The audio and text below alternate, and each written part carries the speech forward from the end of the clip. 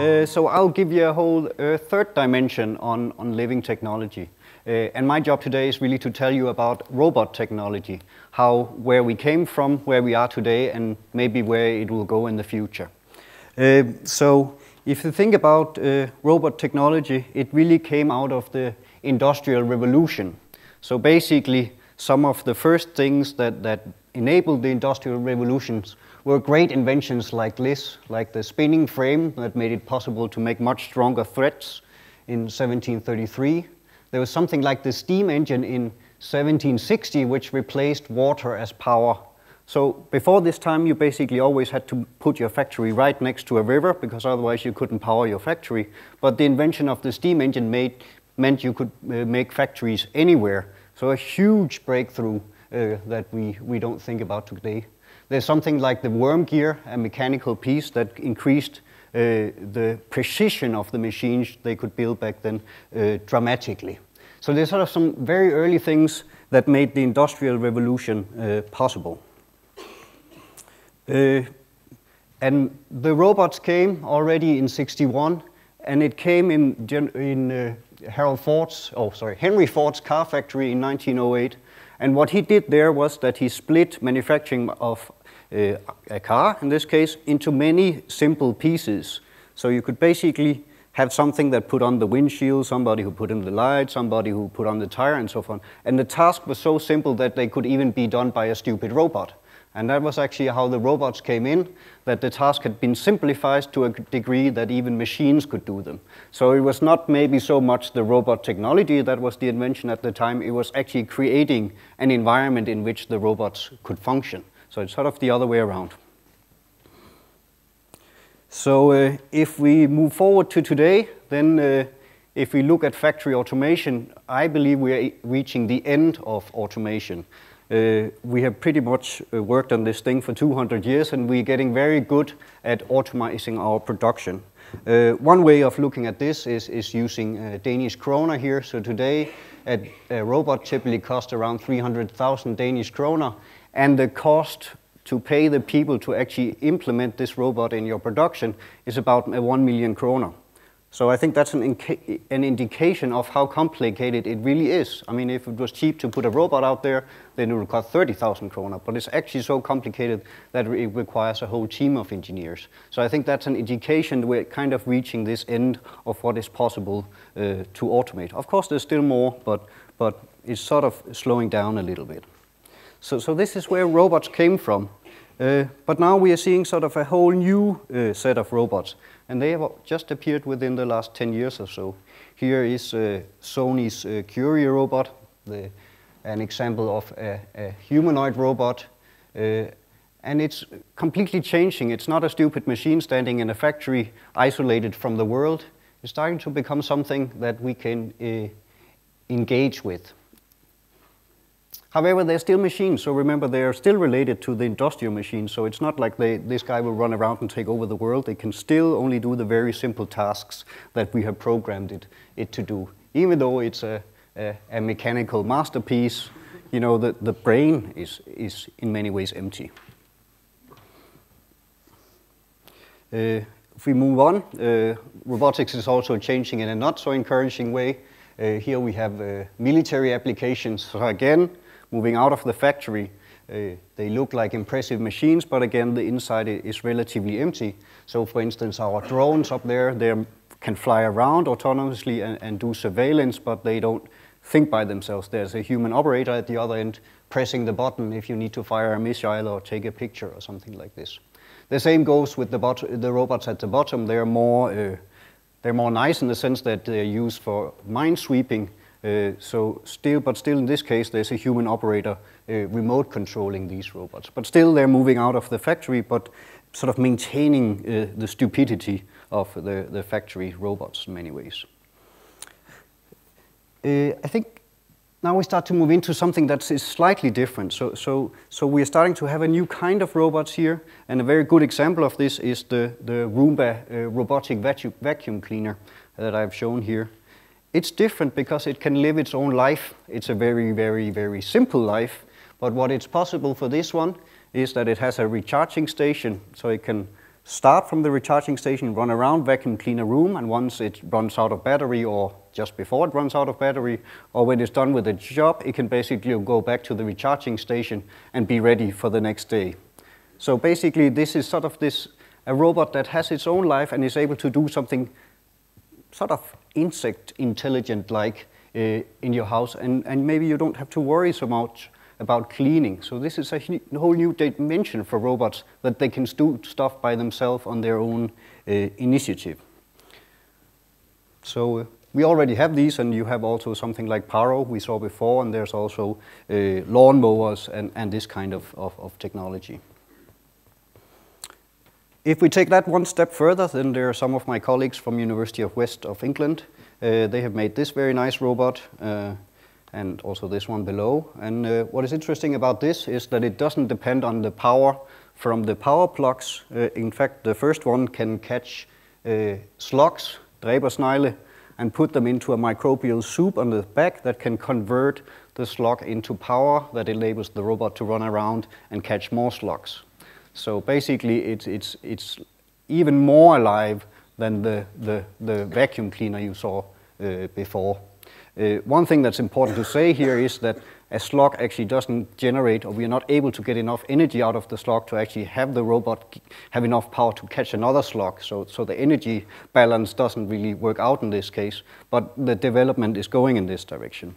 And also the robot at the bottom was it ran for about 7 hours on 7 flies, but it didn't go very far. But still this technology is being developed as we speak.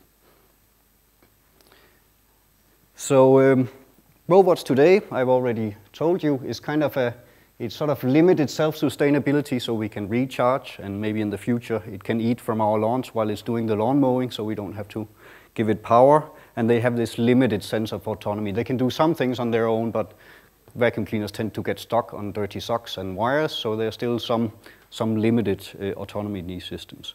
So robots in the future, I think, will develop, and we'll see increased sustainability, self-sustainability, and autonomy. But we will see some of the other the other characteristics of living systems, like self-reproduction and the ability to evolve. Maybe. So we can of course not make robots directly from the environment. Robots are typically today made from metals and computer chips and so on. But we can imagine a situation where we have robotic cells. And we have these robotic cells lying around in the environment, maybe in a special cupboard in your house. And then once you want to construct a robot, you take these cells out and they form the robot you need right now. So let me just show you this video here. So what I have here is it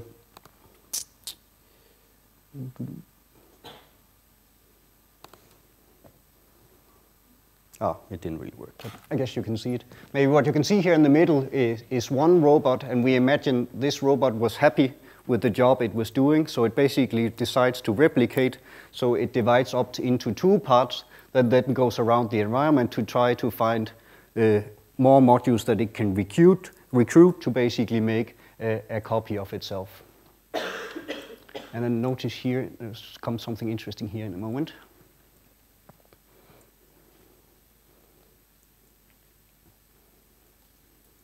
So of course they sense each other, so they have to move around a little bit to actually align and make the connection perfect. And here was the hand of God that came in to sort of help the process along.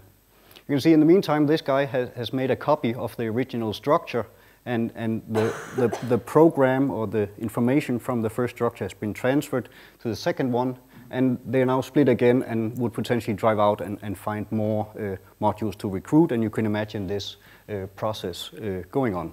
Of course, now we have run out of modules in the environment, so we are done. But potentially, if there was more modules, this process could run on forever, except there was this little embarrassing hand here up, so it wouldn't run forever because it's not quite working, but we can push it, and with a little more work, it could be made more robust. So let me just go on with this. And actually, right now, we had a keynote at the conference running last week talking about the Symbiom EU project. And here they're talking about this system. So every time the robots reproduce, that recruits modules in the environment, they basically introduce a small error. So basically, it tries to put a module where there was no module in the original robot, and through this process, they can slowly start to evolve. They're not doing anything but evolving at the moment, so they're not doing anything useful. They're simply just investigating whether they can achieve this capability. Then this is kind of where robotics is today, but then I think when you look ahead and you combine it with the other technologies we have in living technology, then maybe we start to get something like this. This is actually from about this week. Some Japanese researchers, they took a frog egg, and through some gene manipulation, they could make it sensible to different chemicals. So basically, if it was exposed to certain chemicals, it would create an electric energy that you could capture with your robot. So basically, this frog egg could go into the nose of a robot, and if you showed the robot fresh food, it would not, and if you showed it spoiled food, it would shake its head. So it could basically recognize the smells associated with these two things. And see, here is a sort of an interesting where some of the other living technology sort of blend with robot technology to potentially make something that is tremendously more powerful. Over here on the left, this is actually 2 years ago, so this is something we have today, is the brain gate, so basically a chip that you can get implanted in your brain, which allows you to control a robot arm. So you probably don't want a chip in your brain, but this guy in the picture has been paralyzed since he was 2 years old, and he participated in this experiment, and actually as part of this research he was able to feed himself for the first time in his life using this chip control of a robot arm. So in this case it helped this guy quite a lot. And this is not future. This product is going through clinical trial as we speak and will be available, of course, for patients who need it and can afford it probably. So this is another exciting future. And then there's something maybe we're interested at here at University of Southern Denmark. Maybe if Martin Hansek gets his little oil drops to do a little more, maybe I can apply all my robot technology and suddenly we get something much more fascinating and powerful, and then maybe this idea of robots in the blood is not so far away anyway. But of course it is science fiction, but the pieces are emerging. So this is the conclusion. So I would like to say we are on the edge of realizing these living robots. They're coming in various forms, all still limited in terms of self-sustainability, limited in terms of autonomy, limited ability to self-reproduce, limited risk together with usefulness. So they are not all very useful, but this also means they're not very dangerous. But as we move forward, of course, these two goes hand in hand. So as they become more useful, they will also be more dangerous. So it's something we need to think about. The last slide I have here is really to say that you know, this is not a scary thing that's happening in a dark lab somewhere on the South Pole. This is actually me doing it, and my colleagues in this room. We have some of the leading researchers work on these things sitting in the room today. So we are not strange people. You can actually come and talk to us and tell us, you know, I think this is a bad idea, I think this is a good idea, or something like this. So you're very welcome to come and visit our lab and see what we're actually doing in more detail and have your own take on it. Vi snakker også dansk. Yep, thank you. That was all.